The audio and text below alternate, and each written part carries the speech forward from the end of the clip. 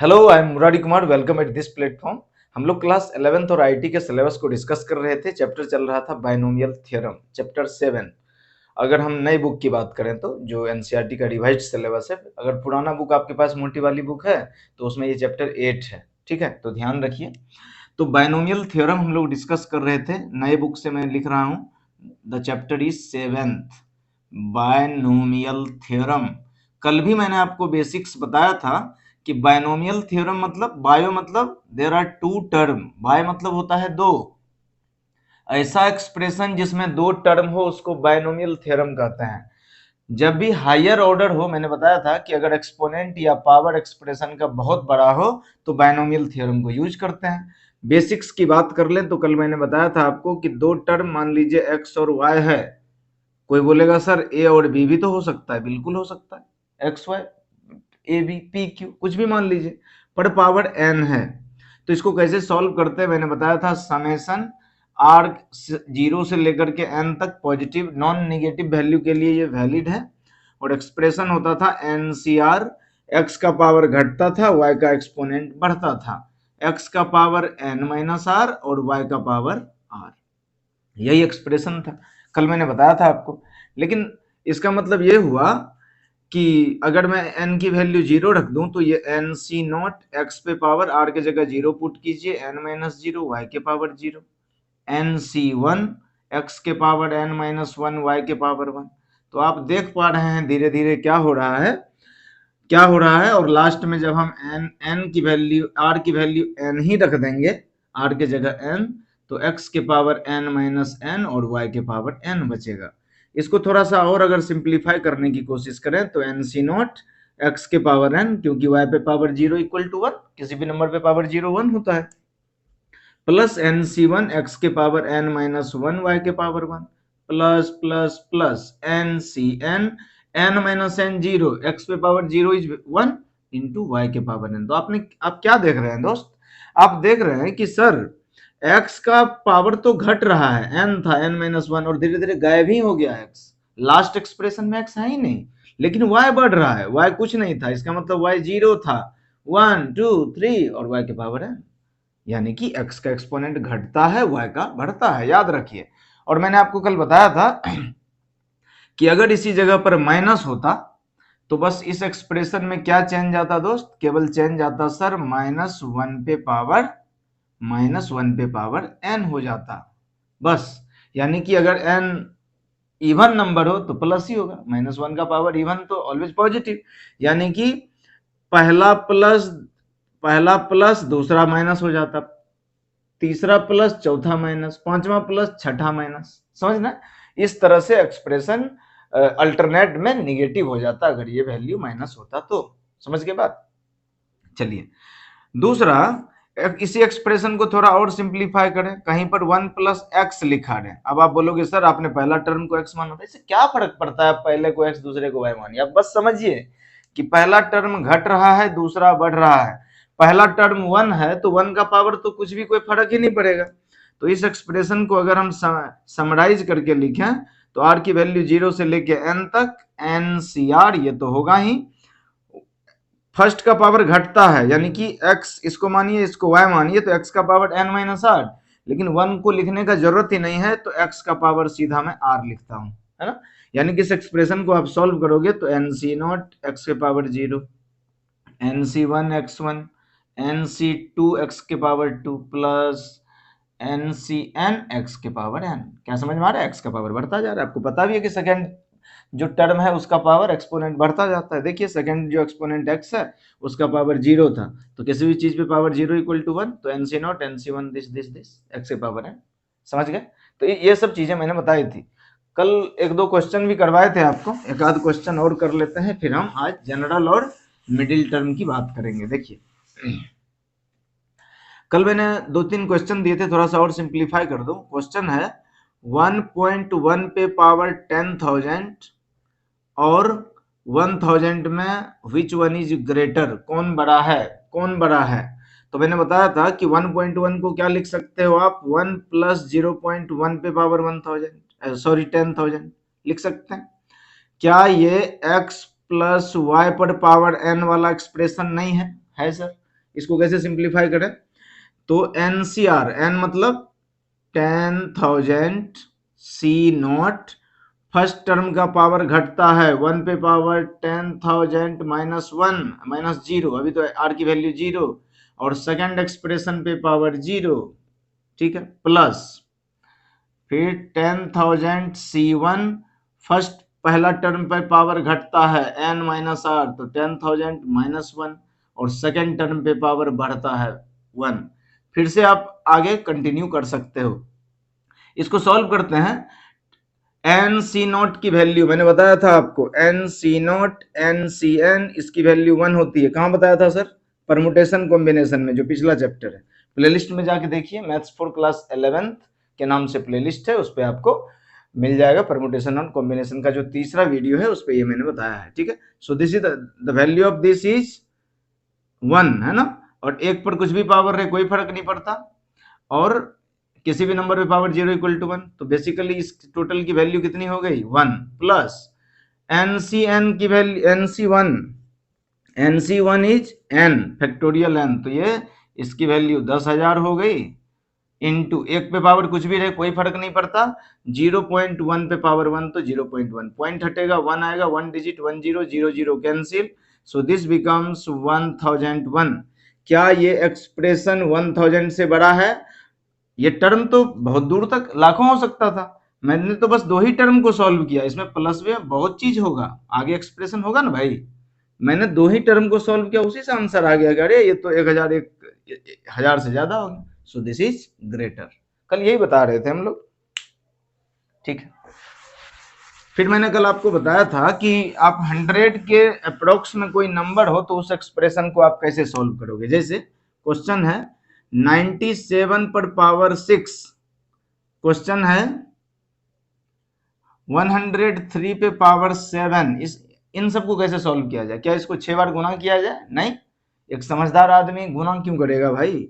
मैंने क्या बताया था, इसको आप 100 के टर्म में डिवाइड मतलब चेंज करोगे, सो दिस बिकम्स 100 माइनस 3 पे पावर 6। इसको क्या लिखेंगे सर? 100 प्लस 3 पे पावर 6। क्यों 100?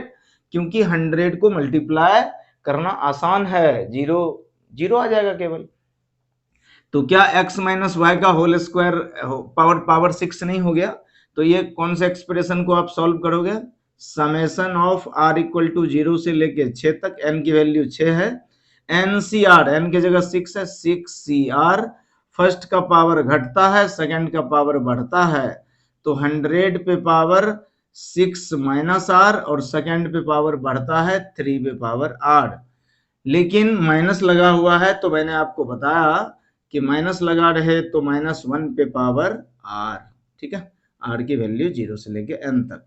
अब हम क्या करेंगे इस एक्सप्रेशन में? r की वैल्यू 0 से लेके 6 तक, 6 है ना, 6 तक इसमें पुट करते जाएंगे, सॉल्व कर लेंगे, खत्म बात। ये तो प्लस में है, प्लस में तो आपको दिक्कत ही नहीं होना चाहिए। r की वैल्यू 0 से लेके n की वैल्यू 7, और ये तो प्लस है तो माइनस का झंझट ही नहीं है। 7CR, फर्स्ट टर्म घटता है, सेकंड बढ़ता है, सो दिस बिकम्स 100 पे पावर 7 माइनस r, और 3 के पावर 8। इसको इलेबोरेट कर दीजिए, सॉल्व कर लीजिए, खत्म बात, ठीक है।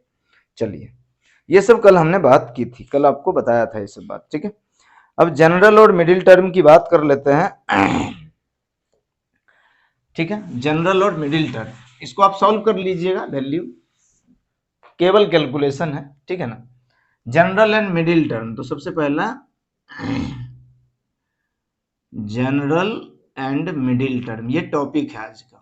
तो पहले जनरल टर्म की बात करेंगे, फिर मिडिल टर्म की, कि जनरल टर्म कौन सा होगा। तो जनरल टर्म तो हमने बताया है ना आपको, जनरल टर्म अभी हमने डिस्कस किया था, अभी डिस्कस किया था ना भाई, कैसे कि सर अगर a प्लस बी के पावर n रहे, या x प्लस वाई के पावर n, कुछ भी लिख दीजिए, कोई दिक्कत नहीं।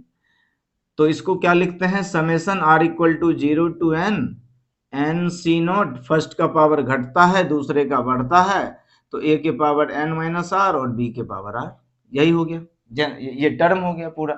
और जनरल टर्म, जैसे इसमें तो लाखों एक्सप्रेशन होंगे ना, तो लेकिन मैं चाहता हूं कि आप ये बताओ कि आर्थ टर्म कैसे कैलकुलेट होगा, टी आर, है ना। तो टी कौन सा को टी आर्थ चाहिए आपको, आर्थ एक्सप्रेशन कैसे निकलेगा? तो दिस ये इसको +1 कर देते हैं, और बस यही एक्सप्रेशन लिख देते हैं, यहाँ आर हो जाएगा, यही एक्सप्रेशन हो जाएगा एन सी आर, ए की value n minus r, b की वैल्यू आर की वैल्यू 0 से लेकर एन तक। आर प्लस 1 क्यों लिखा, इसमें आपको कंफ्यूजन हो सकता है। जैसे क्वेश्चन में है find 17th term of a plus b equal to 51, है ना। या इसको थोड़ा सा और अच्छा एक्सप्रेशन लिख देते हैं, ए प्लस 2b पर पावर 51। हमको 17th टर्म चाहिए, तो जनरल टर्म बताइए क्या होगा इसका। सर a प्लस 2b पर पावर 51, अभी बताया आपको, ये n हो गया, ये x और ये y। फर्स्ट टर्म का पावर घटता है, दूसरे का बढ़ता है, समेशन r से 0 से लेके 51 तक, n तक, अभी लिखा ना n तक।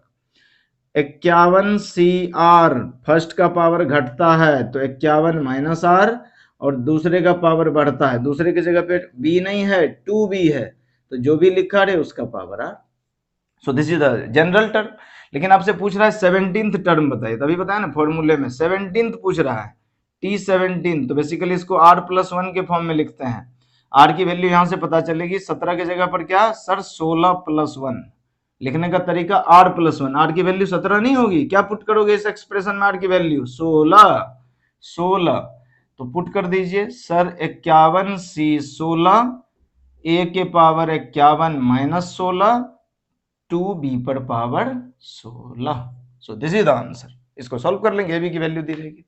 समझ में आया, याद रखिए क्या बताया मैंने। 17th टर्म चाहिए तो बेसिकली r की वैल्यू 17 नहीं पुट करनी है, क्या पुट करनी है 16। सो दिस इज TR प्लस 1, ठीक है ना। जो पूछे उसमें से एक घटा करके लिखिए r प्लस 1, 17 को क्या लिखेंगे 16 प्लस 1, तो r की वैल्यू 16 होगी, ठीक है। चलिए, जनरल और मिडिल टर्म ही चल रहा है। एक्सप्रेशन यही था जो अभी मैंने बताया, a प्लस बी पे पावर n है, इसको लिखने का तरीका क्या है, r equal to 0 to n, first का पावर घटता है, दूसरे का बढ़ता है, तो सबसे पहला n c r, फर्स्ट का पावर n माइनस r, और सेकेंड टर्म का पावर r, सेकेंड टर्म का पावर बढ़ता है, यही एक्सप्रेशन था, बताया हमने। अब देखिए इसमें जनरल टर्म तो सीख गए, मिडिल टर्म कैसे कैलकुलेट करेंगे, तो डिपेंड करता है कि n इवन है या ऑड है। Case first, when n is even, n अगर इवन नंबर है, n बिलोंग्स टू इवन, तो अगर n इवन हो तो कितना टर्म होगा टोटल, n प्लस 1। क्यों n प्लस 1, अभी बताया नहीं कि अगर 17th टर्म आपको कैलकुलेट करना हो तो बेसिकली आपको r की वैल्यू 16 रखनी है, नहीं समझ आया। और आपको कल बताया भी था मैंने इंडेक्स कंपोनेंट के फॉर्म में कि a पर पावर 1, a पे पावर 1, तो कितना टर्म है इसमें, कितने सर 2 टर्म है, 2 टर्म। a प्लस बी पे का square, A square plus B square plus 2ab, कितना term sir 3 term. A plus B का होल क्यूब, 4 टर्म थे इसमें। इसका मतलब ये हुआ कि पावर जितना रहेगा उससे एक ज्यादा टर्म नहीं। n इवन है तो टोटल नंबर ऑफ टर्म्स कितने दोस्त, sir total number of terms हो जाएंगे n प्लस 1। क्या समझ में आया, total number of terms n plus 1 है, ठीक है। तो आप ही बताइए अगर n इवन है तो n प्लस 1 क्या होगा। अरे कोई भी नंबर इवन है, 2 का मल्टीपल इवन इज 2 के मल्टीपल में 2 के टेबल में आना चाहिए, या यूनिट प्लेस पे 0 2 4 6 8 होना चाहिए। तो कोई भी नंबर इवन है उसमें एक ऐड करिएगा तो ये क्या हो जाएगा सर, ये जो n प्लस 1 है ये ऑड नंबर बन जाएगा। ये क्या बन जाएगा दोस्त, सर ये बन जाएगा ऑड नंबर। तो आपको बताना है कि मिडिल टर्म कौन सा होगा, तो मिडिल टर्म ही निकालना है ना, तो मिडिल टर्म कौन सा हो जाएगा, n/2 कर दीजिए प्लस 1th टर्म, ये जो टर्म होगा यही मिडिल टर्म हो जाएगा, ये याद रखना है। इसका मतलब ये होगा सर कि अगर n इवन है तो मिडिल टर्म एक ही होगा। एक क्वेश्चन करते हैं ना, एक क्वेश्चन लिखिए तब आपको ज्यादा क्लियर होगा। जैसे क्वेश्चन है, find the middle term of expression x plus 2y पर पावर 8। ठीक है, अब बताओ क्या होगा। अब बताइए क्या होगा। सर x प्लस 2y पर पावर 8, अगर जनरल टर्म की बात करें तो क्या हो जाएगा दोस्त, r की वैल्यू 0 से लेके 8 तक जो पावर है 8cr, पहला पावर घटता है दूसरा बढ़ता है, तो x का पावर 8 माइनस आर और दूसरा बढ़ता है 2y पे पावर r। ये जनरल टर्म हो गया। लेकिन पूछ रहा है मिडिल टर्म, तो मैंने बताया मिडिल टर्म के लिए आप पावर देखो। केस फर्स्ट, क्या n बराबर 8 है और 8 है सर इवन नंबर। अगर 8 इवन नंबर है तो मिडिल टर्म क्या होता है, अभी बताया मैंने कि सर अगर n इवन है तो मिडिल टर्म होता है n/2 प्लस 1th टर्म, यानी कि n/2, n की जगह कितना पुट करेंगे 8, 8 है ना, तो 8/2 प्लस 1, यानी कि 8 में 2 से 8 में भाग दो 4, 4 1 5। फिफ्थ टर्म जो होगा वही मिडिल टर्म होगा। क्या समझ में आया। और फिफ्थ टर्म आप कैलकुलेट कर लेंगे। कोई आपसे फिफ्थ टर्म पूछे तो बेसिकली आर के जगह पे क्या पुट करना है 4 प्लस 1। अभी बताया ना भाई, 17वां टर्म चाहिए था तो 16 प्लस 1, 5वां टर्म चाहिए तो 4 प्लस 1, तो आर की वैल्यू क्या पुट करोगे आप इस एक्सप्रेशन में, आर की वैल्यू क्या पुट करोगे 4, तो हो जाएगा 8c4 x के पावर 8 माइनस 4 और 2y पे पावर 4। इसको सॉल्व कर लीजिए, सो दिस इज द आंसर। यही हो गया मिडिल टर्म। समझ गए। चलिए, ये तो हो गया कि n अगर इवन हो। केस सेकंड, अगर case second when n is odd, n अगर ऑड हो जैसे पावर 17, तब क्या करेंगे। तो लिखिए बी नंबर है when case second when n is odd number.